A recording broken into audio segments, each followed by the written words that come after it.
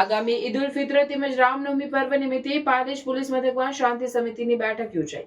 Police inspector દ્વારા કોમી એકતાની ભાવના સાથે પર્વોની ઉજવણી કરવા વિશેષ અનુરોધ કરવામાં આવ્યો.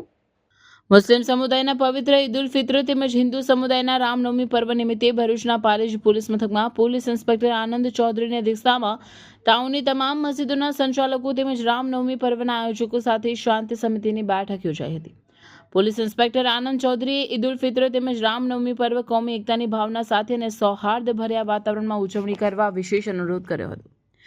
સાથે કોઈપણ જાતની અફવા પરત્વે ધ્યાન કેન્દ્રિત ન કરવા અને જરૂર પડે પોલીસનો સંપર્ક કરવા જણાવ્યું હતું. ઈદ ઉલ ફિત્ર તેમજ રામનવમી પર્વ ભાઈચારા સાથે અને કોમી એકતાની ભાવના સાથે ઉજવણી કરવા વિશેષ અપીલ કરી હતી.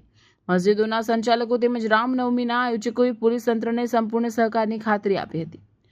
આયોજિત શાંતિ સમિતિની બેઠકમાં જિલ્લા પંચાયત સદસ્ય મલંગ ખાન પઠાણ, અંજુમને અનીસુલ ઇસ્લામ ટ્રસ્ટના સેક્રેટરી મુસ્તુફા લાંગિયા, સદસ્ય ઇકબાલભાઈ ટેલર, સલીમભાઈ મેમણ, ફેઝે આમ મદ્રેસા સેક્રેટરી અયુબ બાપુ, ઇલિયાસ ખાન પઠાણ, નૂરે મોહમ્મદી મસ્જિદના ટ્રસ્ટી રિયાઝ કાજી, પાલેજ ટાઉનના રામનવમી પર્વના આયોજકો રોહિત ગોહિલ, સુનિલ ઠાકોર, જયેશ વાઘેલા ઉપસ્થિત રહ્યા હતા. રિપોર્ટર રવિ સૈયદ, પાલેજ.